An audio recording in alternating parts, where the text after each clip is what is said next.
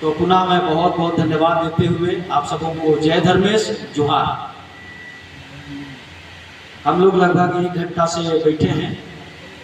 बैठक हम सबों की 11 बजे से थी, लेकिन हम लोग 1 घंटा विलंब से कार्यक्रम कर रहे हैं। बैठक हमारी हो रही है, चल रही है।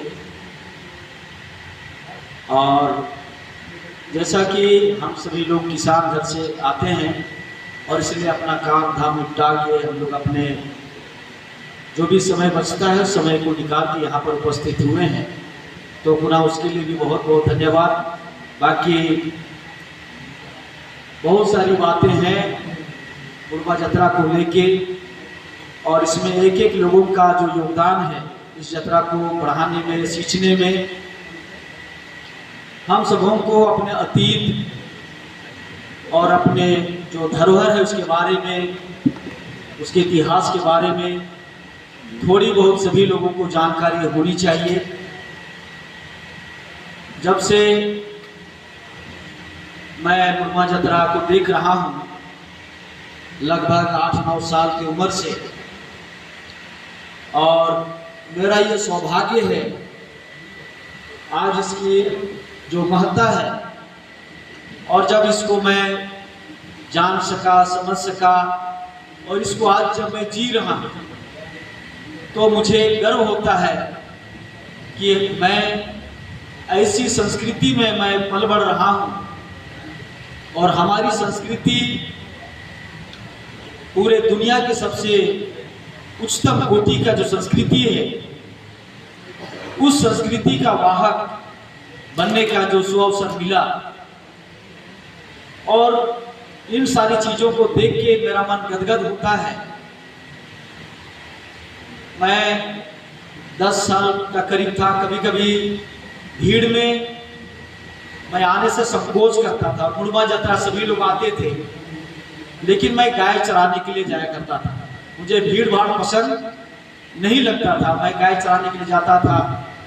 बाकी सुबह में जो हमारे मामा हो या रिश्तेदार हो, मेहमान हो, लोग मुड़मा जत्रा से घर जब आते थे तो मिठाइयाँ लेके आते थे, तो ही मैं सुबह में, मुझे कोई ये कौन क्या कर रहा नहीं कर रहा, लेकिन भीड़ भाड़ से अच्छा नहीं लगता था। मैं अपने जीवन में कभी भी ये नहीं सोचा था कि एक दिन मुड़मा जत्रा का सेवक बनूंगा, और ये जो इतिहास है, इस इतिहास को सींचने का, बचाने का मैं अपना दायित्व समझ के, अपना फर्ज और कर्म समझ के जो आज मैं कर रहा हूं, तो अति प्रसन्नता होती है। और जब मैं आप सबों को भी यहाँ देखता हूँ, बहुत सारे यहाँ आप सभी लोग अपने अपने जगहों पर जो काम करते हैं, हमारा चाहे जेठ जत्रा हो, चाहे हिंद जत्रा हो, जो भी जत्रा हम लोग गाँव में लगाते हैं मुड़मा जत्रा के बाद में, अभी जैसे ही करम हमारा पर्व बीत गया, उसके बाद में जितिया वगैरह भी बीतने के बाद जितिया जत्रा, हिंद जत्रा जो लगा, कई जगहों पर लगती है, और उसमें हमारे समाज के जो भी अगुआ हैं, लगभग मैं चेहरा देख रहा हूँ, आप सभी अपने अपनी जगह बहुत अच्छा कार्यक्रम करते हैं।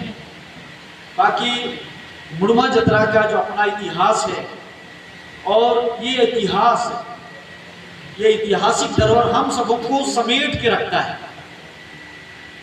जैसे हम कहते हैं कि अपना जो उरांव लोगों का जो उद्गम स्थल, जन्म स्थली के बारे में जो हम लोग सुरेंद्र का नाले भैया बहन को जब हम लोग याद करते हैं और उन जगहों पर जाते हैं पूजा के लिए, तो उसी तरह का ये मुड़मा जत्रा शक्ति स्थल, ये अपने आप में पूरे वर्ल्ड में कहें, पूरी दुनिया में कहें, हम उरांवों के लिए और मुंडाओं के लिए विशेष महत्व रखता है।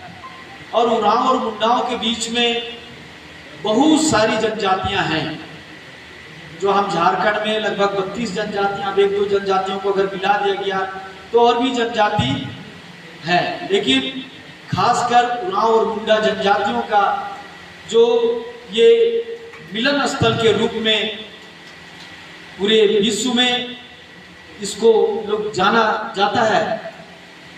और इसलिए हमारे लिए, हम सबों के लिए इसका जो महत्व है और इस महत्व को हम किस तरीके से अपने बीच में, अपने लोगों के बीच में या अन्य लोगों के बीच में हम कैसे इसको परोसेंगे, कैसे हम लोग लेके जाएंगे। और इन सारी बातों को लेके रंतु जी थोड़ा बहुत, वीरेंद्र जी ने भी उस बात को कहा, उधर से भी कुछ सुझाव आए और आप सबों को कुछ पेपर दिया गया। तो निरंतर लगातार जब से मैं यहाँ हूँ, जैसा मैंने कहा कि बचपन से ही मैं जतरा देख रहा हूँ, लेकिन 10-11 साल के बाद स्कूलिंग वगैरह कंप्लीट करने के बाद कॉलेज वॉलेज में रहा, उसके बाद एक समय ऐसा आता है कि मैं यहाँ से जुड़ जाता हूँ और जुड़ने के बाद आज हमारा 33वां वर्ष है।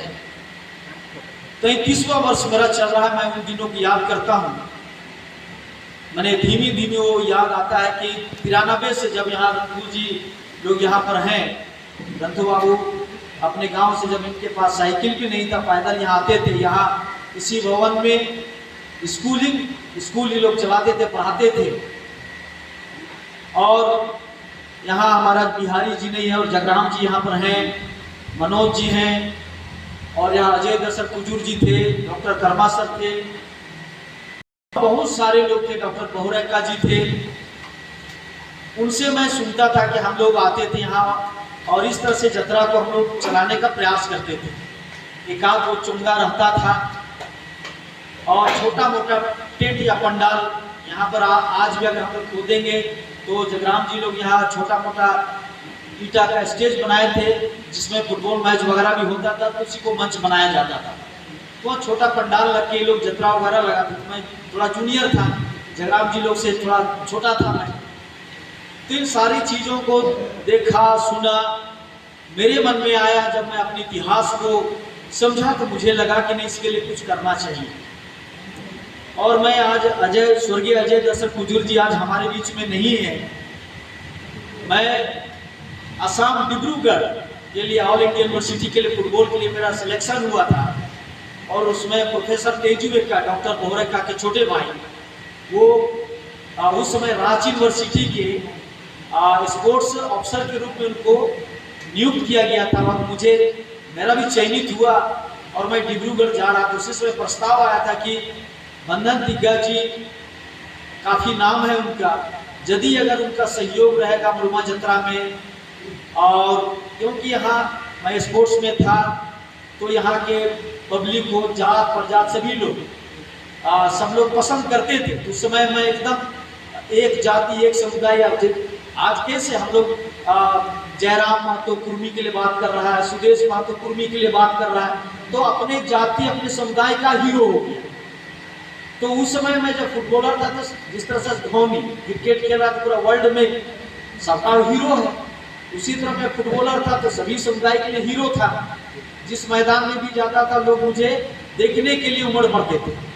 तो अजय दर्शन कुजूर को लगा कि अगर बंधन टीका यहाँ पर आएगा तो निश्चित तौर पर हम लोग को थोड़ा सहयोग मिलेगा और अच्छा होगा। तो प्रस्ताव लाया था कि आपको हम लोग मुरुमा जतरा का अध्यक्ष बनाएंगे, और लगभग वही अध्यक्ष हुआ करते थे।